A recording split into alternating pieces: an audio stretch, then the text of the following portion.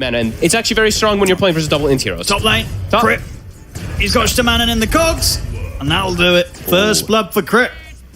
Can't let that happen. You got to keep your distance a bit there. I guess he did get vacuumed into it, so a bit difficult to avoid that. But dying only to if you want health, let's go Fluffy Hat. Because you're going to be able to turn it into some type of... Oh, double cog. It's a good vacuum. It's a good vacuum here. I mean, Crit's going to be able to get and do a fair bit of damage to Stamanen, but not quite enough. They are going to get pushed a bit on the tower here with the creep wave coming in. Crit's still trying his best to get in on top of them. It's level 2 Ion Shell now, so it's a lot more damage. They're going to clip the wave. Stonebank. I mean, Stonebank's he's gone, and I think Stamanen as well is also in a lot of trouble. I mean, that's all it takes, sort of just kind of good, you know, knowing when to go with the creeps. And Shopify, they execute that perfectly. Double kill for Saberlight with the Iron Shells. Any attention to help out this Pango. Top. So some nice stuff as Stonebank. They're going to be able to drop the wall. He's got stick. It's enough for him to press ult. So we'll be able to get the ult off, and now they're able to look to turn. And take out Saberlight. Crit is going to try and get back in after the ult comes to an end, and we'll manage to make sure that they still get the kill onto the troll. And is he actually going to be able to walk out alive from this one? And Stamanen.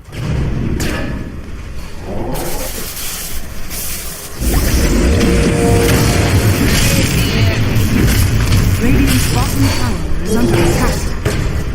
Oh, meanwhile, top Stonebank. So aggressive. Getting dove there. Tries to come back to the lane, but ultimate still on cooldown, so no chance of surviving against the dive from Saberlight and Crit this time round. Saberlight is 5-2 this game. He's level 7 already, so max Ion Shell on 2 melee heroes. It kills Shell on him all the time.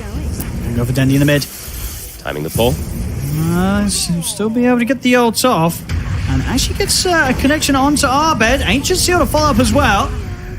We've got any follow-up damage. Loading not quite able to find the angle with the ice path. They'll turn for fly instead. They'll take him out. The wall's there though, and it's going to catch on to the 3 of them. Arbed, he's able to jump in, take the Invis rune away from any potential pickup of bait as they take down the 4 of them. What a wall. Saberlight connects it on all 3 perfectly.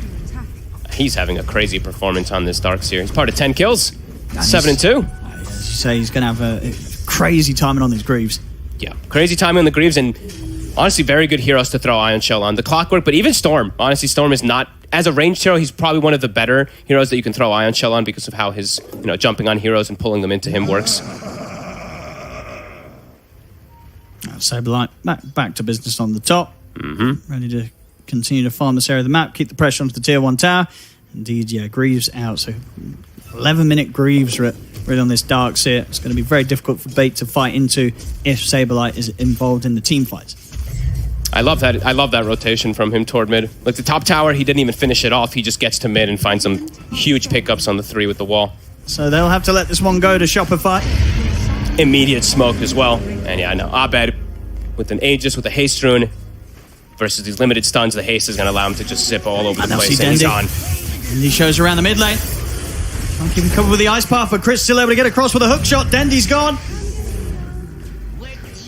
And Arbed with the body blocks, making sure that Loading also has no escape. Well, he's not done yet either. He's looking for Stamanen. Oh, haste rune.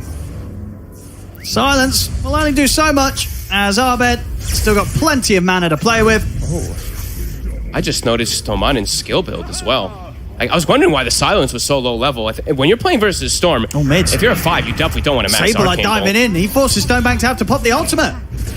And this ultimate is not going to save him. Oh, God. I mean, yeah. It was a good first aid. Yeah, top tier farm on both him and Saberlight. Yeah, Saberlight, really no funny business this series. Yeah, dropping the wall down onto Dendy. No Rolling Thunder, no escape. Dendy goes down once again. Called like, 11-2-13, yeah. He's higher level than Saberlight.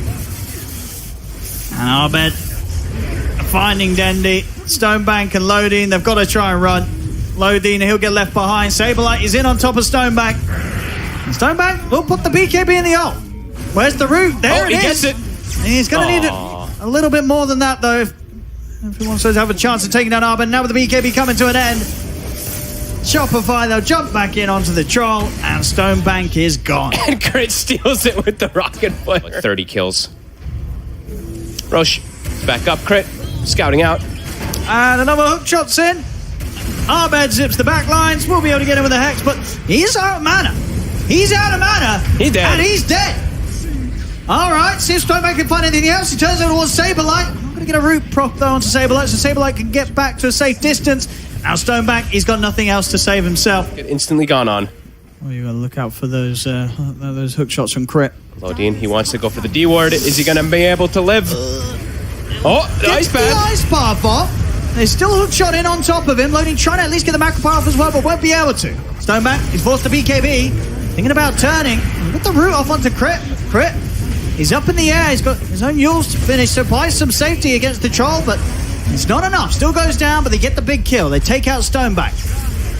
Diving for more. Arbed in with the zip, closing the gap onto Funnick underneath the tier 4 towers. RTZ has lost the Aegis. Abed's out of mana. Lodine has got any setup for round 2.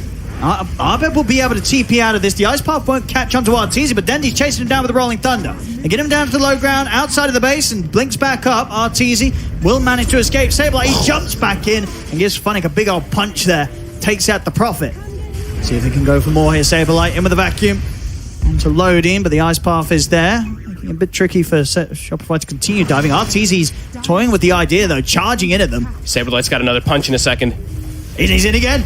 Jumps in with a punch onto Lodine. Lodine's gone. Dendy tries to lead him with the fact that the Nature's Wrath there. Gets the control onto RTZ. They're trying to get him, but he's out with the TP. There's nothing to stop it. And it looks to be the same for Fly. Nothing to put a stop to the Crit. They are definitely having a lot of fun this game. Yeah. Next. He's got the pull. Oh, gets silenced. He's going to be able to get the ult off. So they'll be able to force the Storm back to safety, and Arbed, he's ready to get straight back in there. It's 4 dead, no buybacks. Demanan, the last one left alive, he goes down as well. The punch. And they'll call it GG. As Shopify Rebellion showing no signs of difficulty today in taking both of these games, and with that, the series against Fate. Just a tremendous team difference, of course. Shopify came to play. I mean, Abed got his Storm Spirit again versus Limit Disables. They toyed on him, really. The Darkseer and the Clock were kind of, I feel like they